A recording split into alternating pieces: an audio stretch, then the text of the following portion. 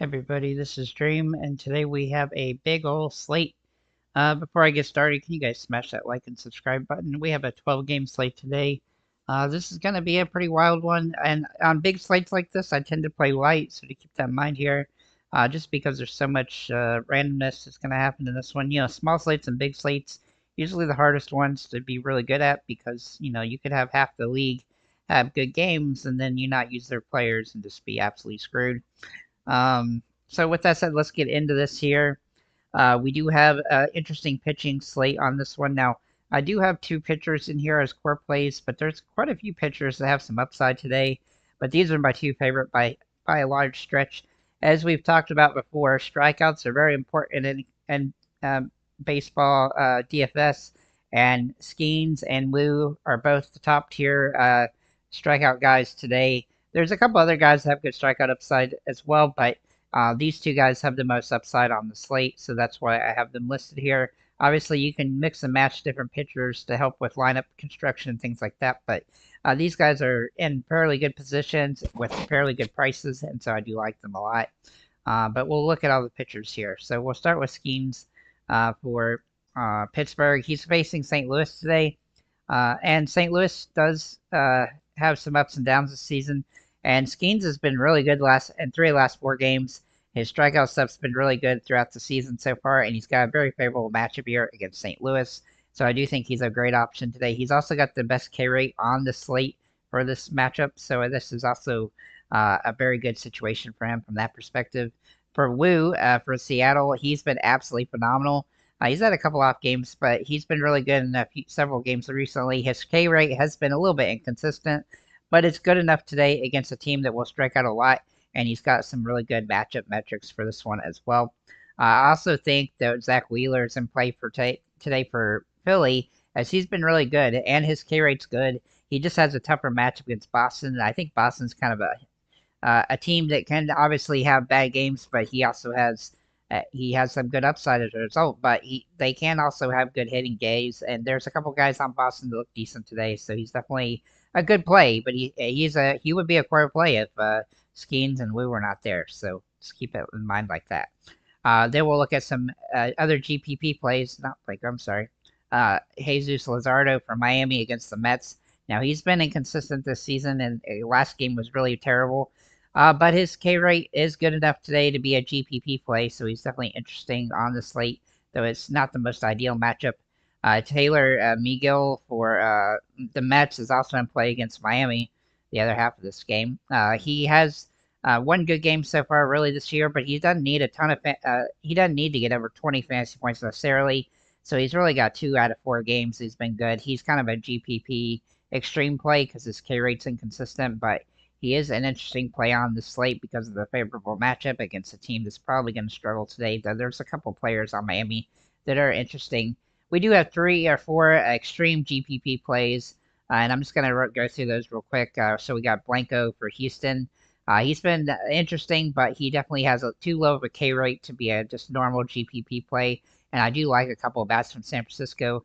Kikuchi for Toronto, also interesting today, but his matchup is very unfavorable.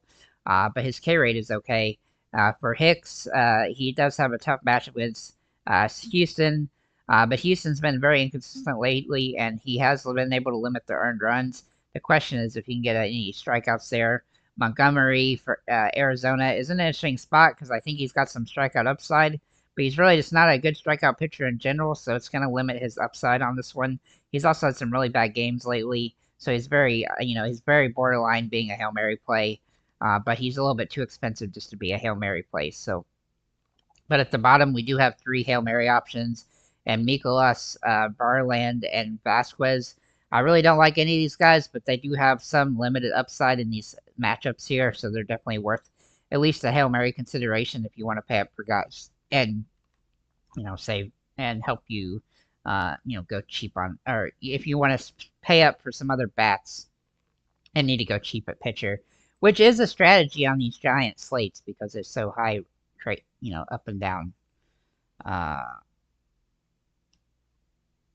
Okay, I saw in chat here, a single game entry versus GPP. So single game entry, you can only make one lineup for that entry. Uh, uh, as opposed to like if you're playing GPP games, there might be 20 entries in a GPP, so you can make 20 different lineups, and so you can do some contrarian things to try to be different than other people. But in a single entry in a game, you can't really do that. You just have to take one lineup and kind of go nuts. Obviously, pitching is very important because you want to get the strikeouts and you want to get that win if you can, because pitching really does make a difference, especially if you get that. But of course, you also have to get the bats right as well, and that can be very difficult in its own right. There's a lot of factors in MLB, but when it comes to single entry, the way I look at it is I treat single entry a lot similar to like cash games, which are like 50-50s and double ups. I'm not trying to win, I'm just trying to cash. And so I'm going to go a little bit more, a little safer and make picks that are going to be more high use so that you can so that you can give yourself a better chance to at least be in the above average, so to speak. But the way you win is obviously to be contrarian and do things that not everybody would do, and then get a little bit of luck involved. So the difference between again single entry and GPPs are GPPs. You can make a lot of different lineups because you can have 20 or even 150 entries in those particular GPPs. Or in a single entry, you can only have one, so you have to, do your lineup in a very specific way. That's basically the general thesis of that. I always prioritize strikeouts for pitchers, and the reason I do that is because you get a lot of fantasy points for strikeouts. Even if you give up a couple of earned runs, if you strike out, getting 6 or 7 strikeouts can really offset the negative in fantasy points there. No problem. Any other questions? Feel free to try to answer. Yeah, so that's kind of the difference there. Obviously, bats are kind of inconsistent, but I look at like WOBA stats and ISO stats, and also looking at the like hard hit rates and things like that. Because basically, with bats, we want a couple home runs. We want to get guys that get on base. Obviously, there's some hitters like Luis Arias, for instance, who doesn't really have a whole lot of home run upside, but he just gets a lot of hits, and that can also pay off fantasy wise. But it's a little bit different. And then you got guys that get stolen bases like Ella De La Cruz and Acuna and stuff like that. So those things play into how you might roster your lineup and their chances of that. But obviously, their WOBA and their ISO data points are usually pretty interesting when it comes to the home run likeliness and stuff like that. So I try to prioritize those things to some degree, at least in lineups. But obviously, getting a set, getting the right catcher, first, second, third, shortstop, and 3 outfielders each day is not the easiest thing to do, especially when you're trying to deal with, today we got 24 teams in play. And so it's definitely a little bit harder to, get that all exact. But one thing you can do is that if you like, I might choose a couple guys that are cheap who I'm not too concerned if they do a lot because they're just kind of in there as roster fillers. Sometimes at odd positions like shortstop, because shortstop typically doesn't give you home runs that often, at least. And so it depends on the slate. But some slates, shortstop won't have a single guy that really looks great from a home run perspective, or even just getting mostly hits. And so you could just, go with the cheap guy there. I'll give you a good example today. Blaze Anderson looks decent for Arizona for, let's see here, Alexander. For Arizona, he can play second or shortstop. Now, he's not a huge home run hitter likely, but he does have good metrics for hits, and he's cheap. And so that kind of, you can throw him in there, even if you don't love him as much as maybe somebody like Tito Marte, who's $5,100, or if you don't, even if you like Vlad Jr. better. But you can save $1,300 and help you pay for other position players that might be a little bit more limited but they have more, like home run potential. Like I look at Hoskins and Grichuk today. They both have a lot of home run upside, and they both have good metrics for just getting hits, and they're fairly priced, and so that gives us a lot of potential. There are some sub $3,000 price plays today as well that you could look at, and I'll get those in the video here. But that's kind of how I look at building lineups, and obviously just when you do GPPs, you definitely want to make a bunch of different lineups with different things. I will make 5 or 6 lineups with the same stack of team. Like maybe I have 3, 4, or 5 of one team's guy, and then I'll change up the other guys in the lineup in a few different ways just to try to be contrarian and be different so that I can create different lineups that have some opportunity for some pop. So that's kind of how I look at that. Let's go ahead and get into our catchers though here. So we'll start with our catchers. William Contreras is the top overall guy at this position at $5,500. He's obviously fairly expensive, but he's been good so far this season. He's had some ups and downs, but he is getting hits most games, and that's definitely good for fantasy. Though he is fairly expensive, and he's going to be a little bit harder to roster as a result of that. But he's definitely in play today. As you can see with Skeens and Woo, that does give us a decent average player remaining, so that's nice at least. You can get one expensive guy in there today, one or two even, with some of the value options available. Gabriel Moreno for Arizona looks very interesting today. Arizona is one of the top stacks of the slate, and he's nice and cheap. Now, I don't think he's the best player on the team by any stretch from a fantasy perspective, but he is definitely a guy that you could mix in there as kind of the last guy in your stack, or if you just want to save money here at this position. However, I do think that he's a little bit risky as he doesn't have a whole lot of home run pop.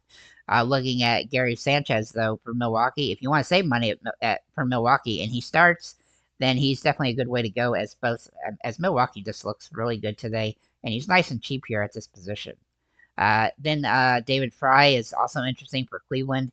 He can also play in the outfield. He's been hitting the ball very well this season, and he looks like he's going to continue to hit the ball well. So he's got great metrics for this game, and this game's in Cincinnati, which also gives everybody here a boost.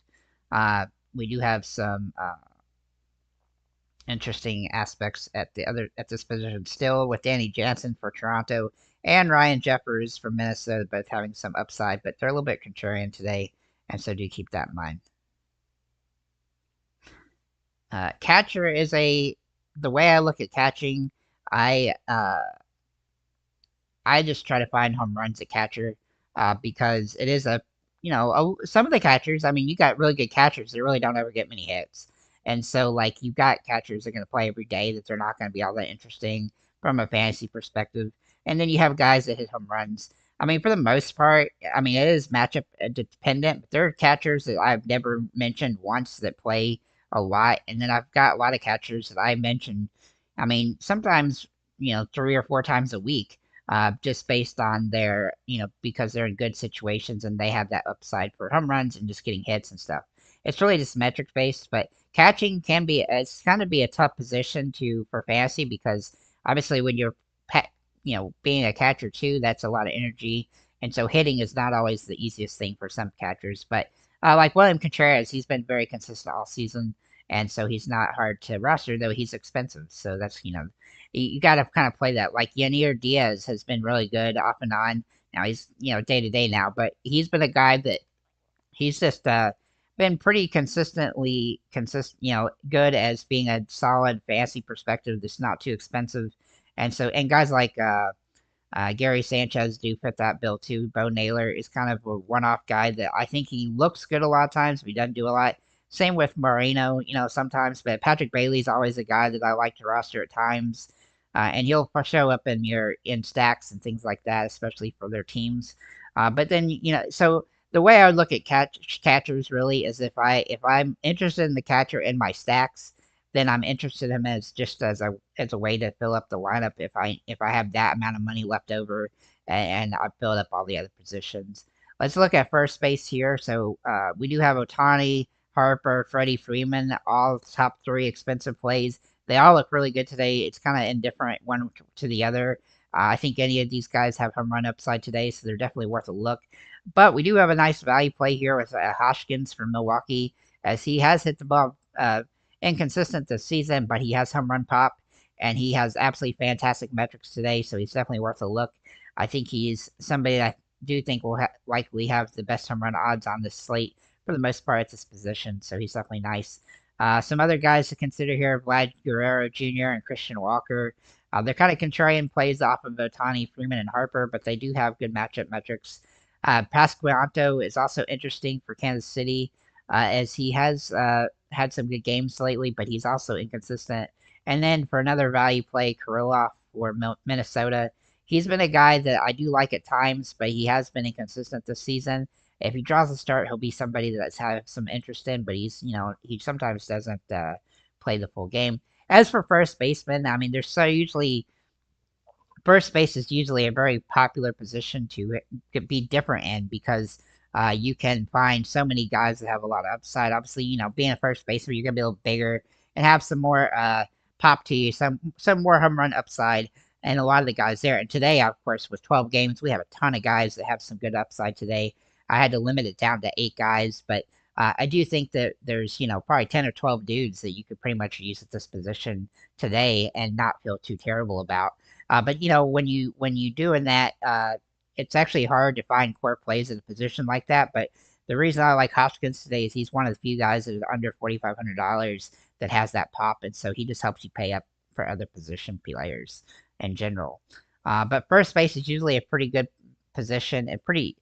You're gonna find a lot of guys that have some upside. So it's just making that as a contrarian spot when you're building different lineups for GPPs is definitely a way to go. Looking at second base here. So Keto Marte jumps off the page as the top overall play. His metrics today are absolutely insane. Arizona looks like a great team, and he has been absolutely phenomenal lately with multi-hit games and just hitting the ball well. There's only a couple of guys that have actually been hitting the ball as good, or at least scoring fantasy points as good as he has the last week or so. So I think he's a fantastic play. He's not overly expensive, really, either at $5,100. I know that is expensive, but there's guys that, for some reason, sometimes they just don't get above that price point, and he's one of those guys a lot of times. Him and um, Jordan Alvarez for Houston tend to be the two guys that I think they stay around $5,000 for the most part, at least so far this season they have, and they just seem like good plays regardless of that price. And so he's definitely a good option. But a contrarian play here, Simeon, and also Luis Rengifo for LA Angels. Both of these guys have some potential today. Andres Gimenez is also interesting for Cleveland, though he's very contrarian on this one. Jose Altuve doesn't have the best metrics today, but he is in play as he does have fancy upside here. A couple of value plays, though, that we like. G-Loff for Oakland. He has surprisingly good home run metrics today. He's been very terrible off and on, but he does draw good metrics occasionally, and today is one of those days. Uh, Snyder for Toronto. He can also play in the outfield. He draws interesting metrics today as well. He's been inconsistent, though. But if he draws a start, he'll be somebody to consider.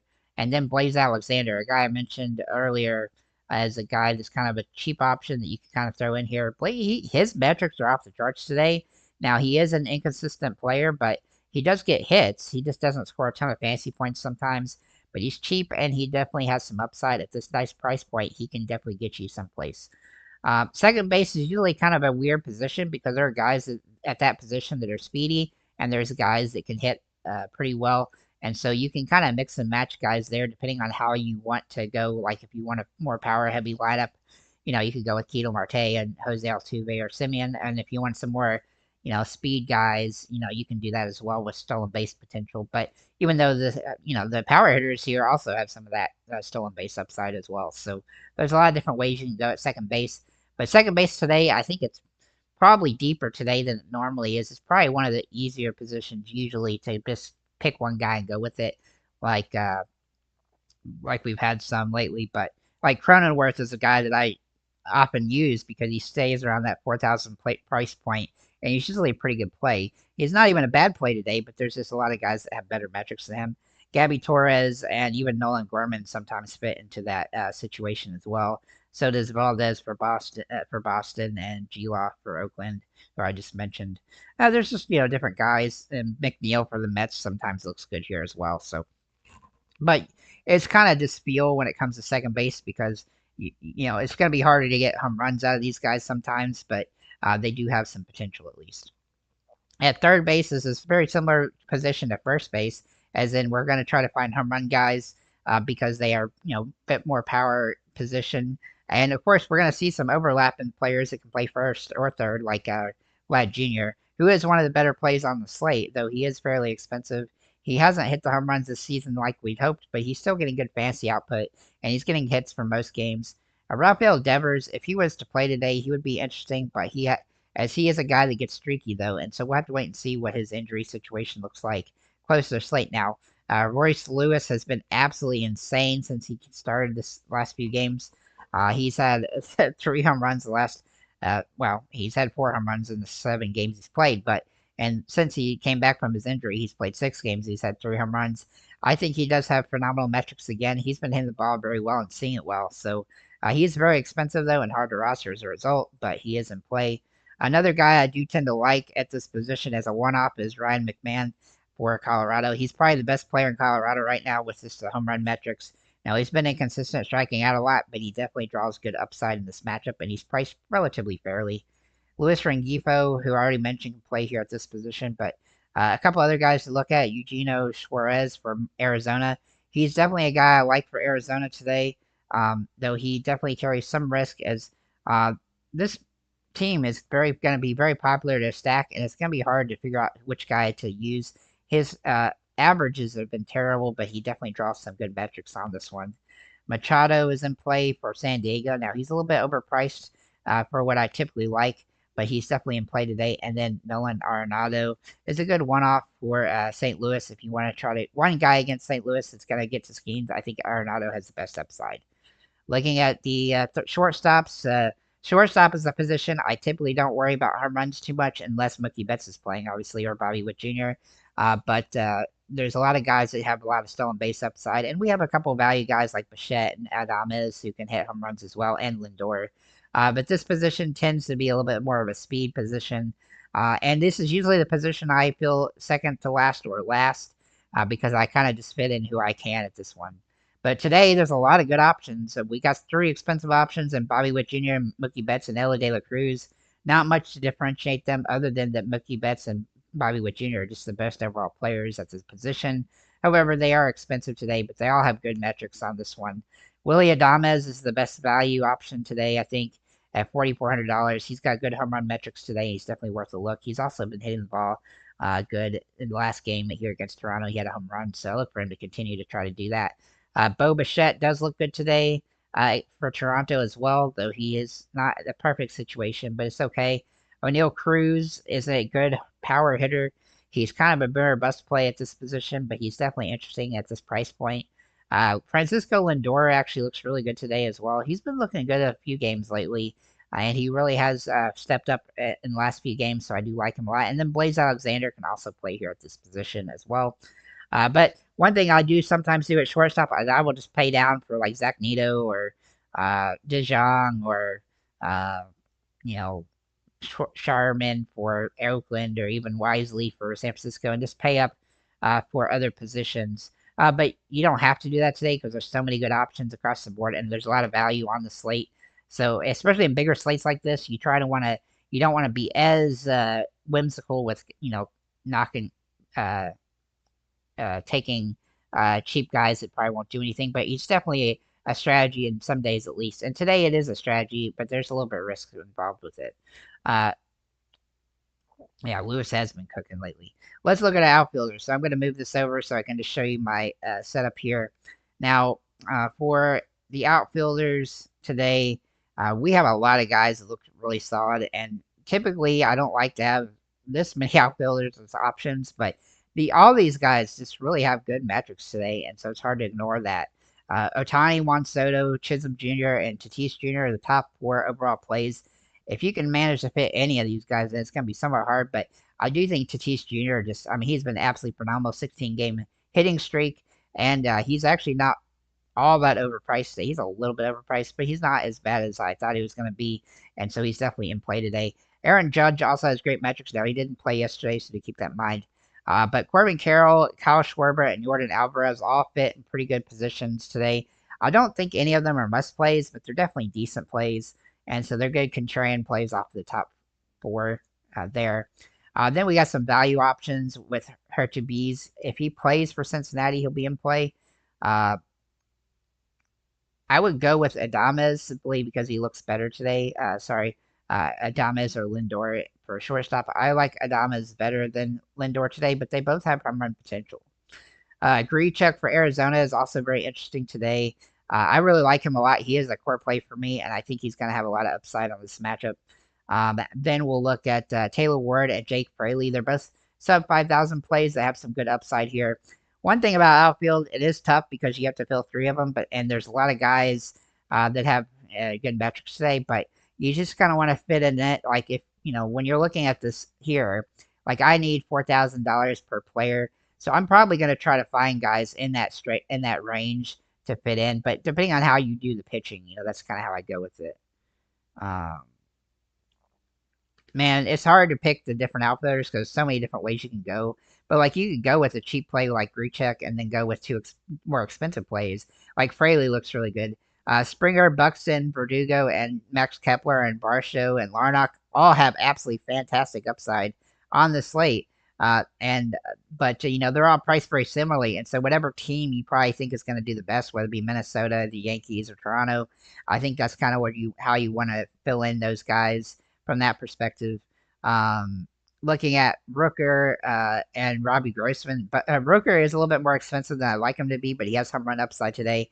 And then Robbie Grossman, he's a cheap play that has some nice upside today, and so he's definitely worth a look. And then three more contrarian plays: Starling Marte, Will Benson, and T.J. Friedel. Now, one thing I'll note is that if you're going to stack a team, you want to stack 3, 4, or 5 players, and then you can and sometimes you're going to choose based on what positions are the weakest. So for instance, today outfield is pretty deep, so if I'm going to stack uh, Minnesota, I might not stack a bunch of outfielders. I might stack more of the position players from that team, but it just depends on how they look each individual day too. Looking at the sub $3,000 plays, these are guys that you can kind of fit in that have really good metrics. Surprisingly today, Jacob Herbert, 2 boys for Cincinnati if he draws a start. Robbie Grossman for Texas looks very interesting. Jake K for Colorado. Jackson Churio for Milwaukee. Jason Hayward for the Dodgers, and Ezekiel Duran for Texas. All kind of one-off cheap options that you can kind of mix in to help you pay for other position players or pay up a pitcher even. For your stacks here, we have Arizona, New York Yankees, the top 2 stacks on the slate. For Arizona, Marte, Walker, Grichuk, and Alexander are the top 4, and then one of either Gurriel, Muriel, or Marino or Suarez. Now, I do like Suarez the best of those 3, but I think any of them kind of fits.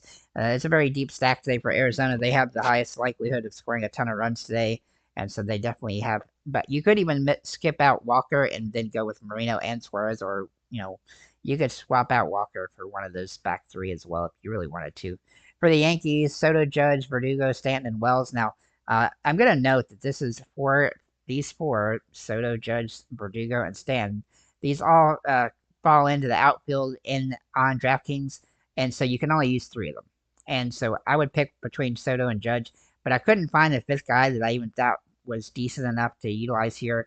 The other guy, the only one I would probably look at too hard would be LeMahieu, but he definitely carries a lot of risk today, so he's not a must-play by any stretch of imagination.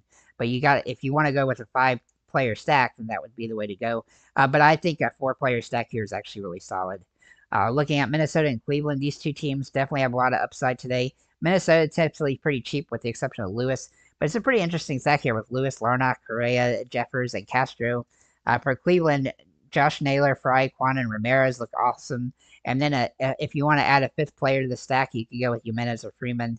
What I do here is if you see the little bar here, I have a little thing because that's basically I think this is the best as a 4-player stack. Looking at the next few stacks here, Kansas City through Texas, all these stacks look pretty good today. All these teams should score 4 or 5 runs at least, and they have a lot of upside. I think it's gonna be a high-scoring slate because of not only because of the total amount of teams playing, but just because there's a lot of teams that have a lot of upside, and there's some bad pitchers on the slate. So Kansas City, Witt Jr., Pascuanto, Perez, and Garcia, and then you could add in Velasquez or Melendez as a 5th player if you wanted. For Philly, Harper, Bohm, Sosa, Dahl, and then either Schwarber or Real Muto. Very expensive stack, but it's definitely a viable one today. For the Dodgers, this is uber expensive, and I couldn't find anybody on the Dodgers that I really liked outside these 5. Betts, Otani, Freeman, Smith, and Toscar Hernandez. For San Diego, Tatis Jr. Looks absolutely phenomenal. Profar, Arias, Machado, Cronenworth, Kim, Merrill. It's a very deep stack. There's a lot of guys on this team I like. It's gonna be hard to figure out which guys to use there. But I usually like to use Arias simply because he gets hits, and then Cronenworth and probably gonna be one of the 3 that of those back end that I use as well because he's just pretty consistent. For Cincinnati, De La Cruz, Steer, Stevenson, India, and then either Benson or Hurtubise. It really just depends on how you want to how much you want to pay up at this for this stack. Obviously, Ella De La Cruz is super expensive. You could hold off Steer or Ella De La Cruz and just go with Benson and Hurts Boys at the back end. Man, Seattle stack looks really good again, and it's not overpriced, which is nice with Bliss and Canzone, and then also Rodriguez and Rojas. Now, Locklear or Raleigh as the fifth option is definitely viable today. For Texas, Simeon, Garcia, Smith, Grossman, and then maybe Duran as a good option. The bottom stacks here. Now, these aren't the stacks I like as much as some of the others, but I do think that they have some upside, and I do think that some of these stacks are pretty solid. Like Toronto stack looks pretty good with Schneider, Vlad Jr., Horowitz, Jansen, and then either Bichette or Springer. For the Mets, Lindor, Nemo, Vientos, and then either Nemo, Iglesias, Alonso, or Martinez. It's a pretty deep stack, actually. Milwaukee stack looks good, but obviously which catcher you go with, if they both start, would definitely make a difference in how much it's going to be expensive-wise. But it's definitely a really good 5-player stack. For Pittsburgh, you could go with a 4-player stack here. And then add Joe on the end if you really wanted to. For the Angels, you have a 4-player stack. For San Francisco, we have a 4-player stack. For Houston, we do have a 5-player stack, but the last guy could be a couple different options. For Oakland, we have a 4-player stack that has a lot of home run potential, as Oakland is a team that tends to have a couple guys hit home runs. For St. Louis, this stack is cheap, actually, and it doesn't really make a ton of sense, but I do like a couple of the batters there. Colorado could be a 1, 2, or 4-player stack here. It's really rough, though. McMahon is really the only guy I really like here at all. Boston has a really good stack. It's fairly expensive, though, and it's not going to be super easy to roster. A 3-player stack for Miami is doable today with Chisholm Jr., De La Cruz, and Sanchez. And then for the White Sox, you have a 2-player stack in Sheets and Jukes if you want to utilize that. Let's look at our overall metric plays and our home runs. And so basically, these are based on, WOBA and ISO stats and your contact hits and stuff like that. So these are the guys I think have the most upside. So the top overall metrics are the guys I just think have the most upside for multi-hit games / home runs. I mean, home runs are included in me coming up with this metric. But Judge and Soto both jump off the page really highly. Obviously, Lewis has been super phenomenal so far. Ohtani and Bobby Witt both look good, but they're very expensive. Matisse Jr. has been on a nice hit streak lately, and he looks really solid as well. I haven't really looked at the late slate yet, specifically without the main slate, but you could use the same pitchers that I mentioned above in that aspect. Looking at the other batters that have good upside today, Alvarez, Rooker, Perez, Vlad Jr., Mookie Betts, David Fry. Helio Ramos for San Francisco is a cheap play that you could slide in as a sneaky play. Larnach for Minnesota also. Nemo for the Mets. And then Freeman and Profar look really solid. And Marte and Harper also look good. There's a lot, like I said, there's a lot of guys that look really good today. Typically, there's not this many players that fit into this top overall situation, but with so many games, it's hard to, not see some there. For the, for the home run hitters, Royce Lewis, Aaron Judge, and Juan Soto have the most upside, but we do have some value options here with Trey Cabbage and Luis Robert being home run upside guys, along with Rooker. Bobby Witt also does. Then we have a bunch of guys that have some, utility today that are definitely worth taking a look at the very least. But these are one-off guys, and when you're going to contrarian lineups for GPPs, then you might want to mix in some of these guys in that set. So with that said, guys, thank you for liking, commenting, subscribing. I won't end the video quite yet because I'll answer your question here, but thank you guys for liking, commenting, subscribing. If you have any comments or questions, feel free to leave them below, and have a nice day, guys. All right, so your last comment here was if you see late slate. The late slate is going to be I believe, I'm not sure if it starts at 9:40, maybe these last few games. So we can kind of look at it real quick just to see what we got to look at here from a fantasy perspective. Texas LA Dodgers, okay. So, our pitchers at that point are going to be, Wu is going to be the top of our guy, and then you're probably going to want to go with, oh man, that's kind of rough. Maybe Blanco or Montgomery going to be the top options. But honestly, Montgomery probably a little bit safer. I don't know. Let's see. I mean, Montgomery looks okay. Blanco is an extreme GPP play. There's really not any good, solid plays here. There's just a bunch of guys that kind of high risk, high reward. I mean, you could go with Vasquez as a Hail Mary play, just being dirt cheap against Oakland, but Oakland might get a home run. He doesn't have a lot of K rate. Uh, yeah, this position's tough because there's not a lot of good options here at this in this one.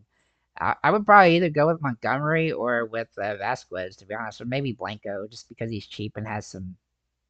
I mean, he's expensive, but he has some home run or some strikeout upside a little bit at least. I don't know. That's tough. Yeah, I definitely go with Woo though, very easily. With that said, guys, thank you.